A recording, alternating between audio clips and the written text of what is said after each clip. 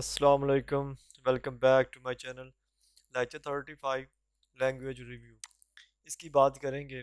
ये lengthy lecture है लेकिन इम्पोर्टेंट भी है। इसमें कुछ एमसीक्यूज के हवाले से कुछ टॉपिक इम्पोर्टेंट है, साथ साथ आपको हाईलाइट भी करता जाऊंगा, बताता भी जाऊंगा, तो वीडियो के अंत तक ज़रूर देखिएगा। सबसे पहले हमारे पास दो क्वेश्चन एक ही लाइन में मौजूद है। पहला जो सबसे पहला है वो है अडॉप्टिव ऑप्टिक्स का। अडॉप्टिव ऑप्टिक्स जो होते हैं ये लिखा हुआ है, ये क्या होते हैं, ठीक है। इसकी बात कर लेते हैं। तो the latest electronic innovation still under development is called adaptive optics. यानी एक इलेक्ट्रिक इजाद हुई है, नई इजाद हुई, लेकिन अभी जो है उस पर काम चल रहा है, उसको क्या कहते हैं? अडॉप्टिव ऑप्टिक्स कहते हैं। ये इंपॉर्टेंट चीज़ है, इंपॉर्टेंट डेफिनेशन है अडॉप्टिव ऑप्टिक्स की। उसके बाद पैराग्राफ यूनिटी, यानी what is the paragraph unity, ये क्वेश्चन है। इसका हमारे पास आंसर इतना है, ठीक है। इसमें जो सारी लाइंस है वो आ जाती हैं। Adoptive optics is an electronic feedback mechanism capable of correcting the distorting effects of earth atmosphere and thus allowing much sharper image of the astronomical objects।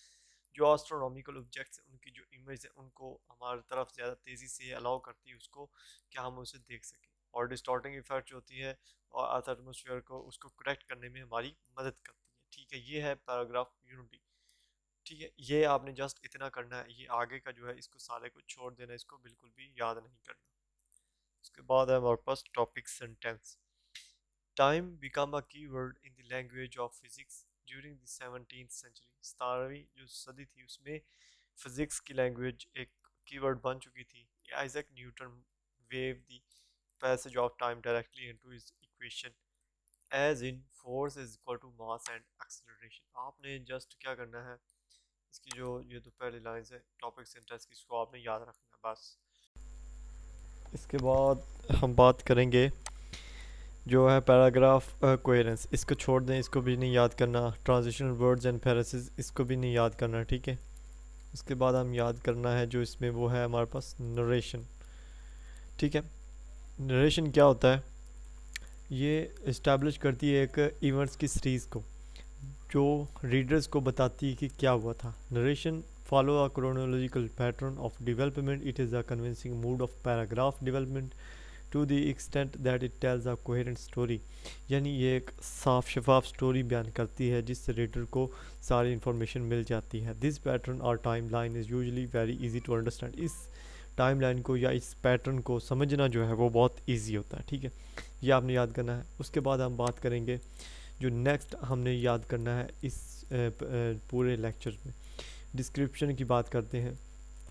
ये जो डिस्क्रिप्शन होता है इसमें हम डिस्क्रिप्टिव प्रोज इस्तेमाल करते हैं, जिसके ज़रिए क्या होता है कि अगर कोई सब्जेक्ट है उसका जो व्यू होता है वो फिज़िकल पिक्चर के तौर पर हमें हासिल हो जाता है। और physical description develop a picture bye identifying the shapes, materials, positions and functions of its subject.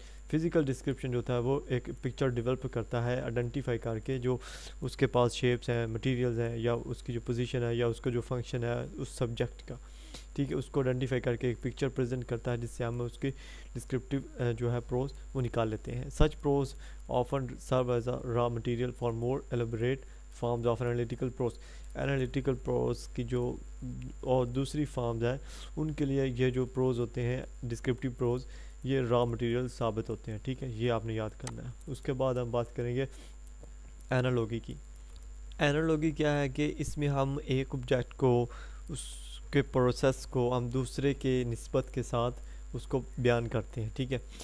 और इसमें जो कुछ एनालॉजीज होते हैं वो बहुत वैलिड होते हैं दूसरों से। और comparing an apple to the space shuttle, यानी एक सेब है उसको हम स्पेस शटल के तौर पर कंपेयर करें तो ये नॉट लाइकली है to be an effective analogy, यानी ये एक इफेक्टिव एनालॉगी नहीं है, ये एक वैलिड एनालॉगी नहीं है, ठीक है। एनालॉगी की बात होगी। इसके बाद हमने याद करना है काज and effect, most important short question and MCQs, ठीक है। ये हम काज एंड इफेक्ट कब इस्तेमाल करते हैं पैराग्राफ में? जब when you are tracking the development of one situation or event out of another, यानी एक सिचुएशन या इवेंट से हम दूसरा सिचुएशन या इवेंट जो है वो डेवलप कर रहे हैं, तब हम काज एंड इफेक्ट को इस्तेमाल करते हैं। काज and effect is an analytical mood off paragraph development. Paragraph की डेवलपमेंट में जो एनालिटिकल मूड है वो क्या है?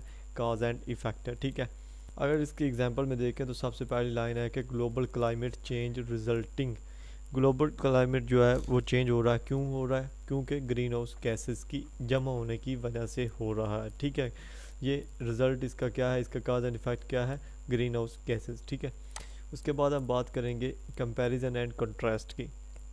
कंपेयर और कंट्रास्ट क्या होता है, कंट्रास्ट होता है मुतजाद, और मुतजाद कंपेयर करना, इसका मानी ये है कि हम दो चीज़ें हमारे पास, उनके दरमियान उनकी जो सिमिलरिटी है और उनकी जो डिसिमिलरिटी है उसको स्टडी करना है।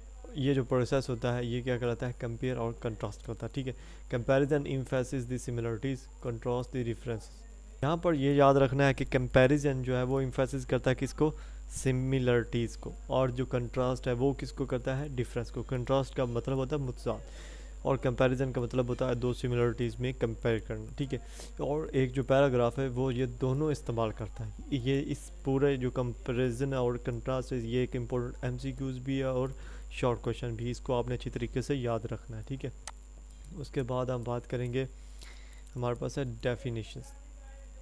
डेफिनेशन का मतलब ये है कि develop a paragraph by definition when you want to set working generalizations that will help control the meaning and scope of important terms। आपके पास एक important terms है, आप उनके meaning को और उनकी जो अहमियत है उनको बयान करना चाहते हैं, तो इसके लिए आप क्या करेंगे, पैराग्राफ को डेफिनेशन की शक्ल में उनको लिख देंगे। जैसा कि यहाँ पर हमारे पास अगर इसी लेक्चर की बात करें तो इन्होंने क्या करना था कि हमारे तक इंफॉर्मेशन पहुंचानी थी। इन्होंने क्या किया, डेफिनेशन की आगे उसकी बता दी, उस बारे में बायोमेटालिक कंपोनेंट्स उसके बारे में बता दी, जैसे ऊपर हमने पढ़ा कंपैरिजन कंट्रास्ट उसके बारे में बता दिया, काज एंड इफेक्ट उसके बारे में बता दिया, हेडिंग दी डेफिनेशन के तौर पर उनकी, ठीक है। और इससे क्या हुआ, जो इम्पोर्टेंट टर्म्स थे हमारे पास उसकी अहमियत, उनका जो हमारे पास मीनिंग था वो हमारे पास आ गया, ठीक है। Defining is an effective way of controlling the scope of terms. जो हमारे पास लिखा हुआ चीज़ें हैं, जो टर्म्स हैं, उनकी अहमियत को समझने के लिए उनको डिफ़ाइन करना एक पुरअसर अंदाज वे में बहुत ही अहमियत रखता है, ठीक है। उसके बाद है हमारे पास बाईमेटालिक कंपोनेंट्स।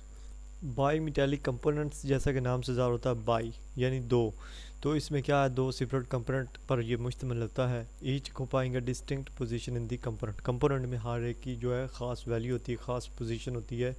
बाई मेटल रोड्स और wise also called clad metals, DuO double जिसे हम कहते हैं, और डबल मेटल और मेड ऑफ डिसिमिलर मेटल, यानी दो मेटल्स होते हैं जो डिसिमिलर, एक दूसरे से सिमिलर नहीं होते, एक दूसरे से मैचिंग नहीं होती, सेम नहीं होते, उनसे मिलकर बने हुए होते हैं।